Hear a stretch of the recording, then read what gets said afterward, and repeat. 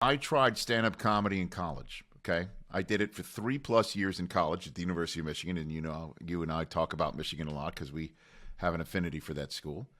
And I tried it, and I'll be honest, what you're describing to me kind of frightened me off on trying it professionally. That everybody's trying it, and there were a bunch of people who weren't as nice as Billy Martin, that you ran into, and nobody laughed when we were off stage. They all were wondering if you're going to use that, if you made a joke. And I was scared off by it. I'm not going to lie. I thought maybe I'm not cut out for this sort of thing, Yeah, I know. I almost didn't go to a gig one night and I often wondered if I didn't go to that gig, would that have snowballed into me not doing it? I remember it was the first night where I learned the first sacrifice, where it was like either Boston College or the Patriots had a big game. And I was still living at home. My parents were cooking up this feast, and everybody was going to be there. It was a snowy night or whatever. It was just one of those nights you want to stay home, have a few with your family, fire going. I mean, it was like this Norman Rockwell scene.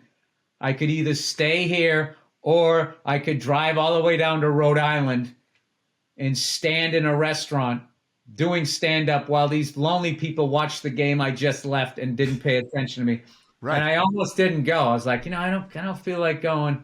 And I asked my older brother, I go, what do you think I should do? And he goes, I think you should go.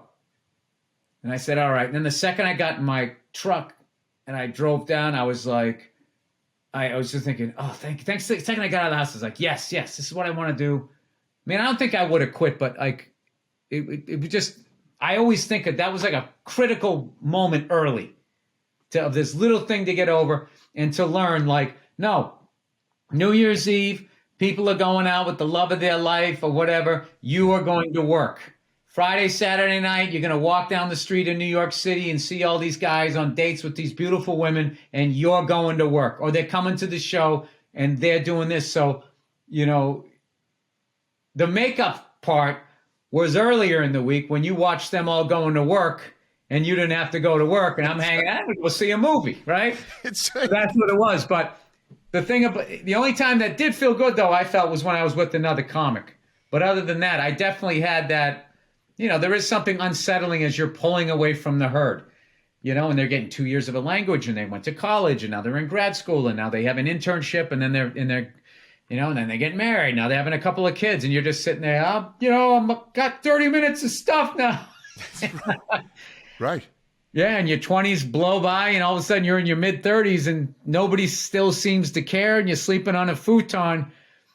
Yeah, man, those nights, oh, Jesus Christ, the demons that are running around in your head on those nights are, but the thing is comics are really cool. You call other comics up, and you're just like, how you feeling? It's like, man, I stink. I hate my act. I want to quit. And they actually, as mean as we are to each other, when somebody comes at you like that, like you come on, you're going to be fine. You're going to get something.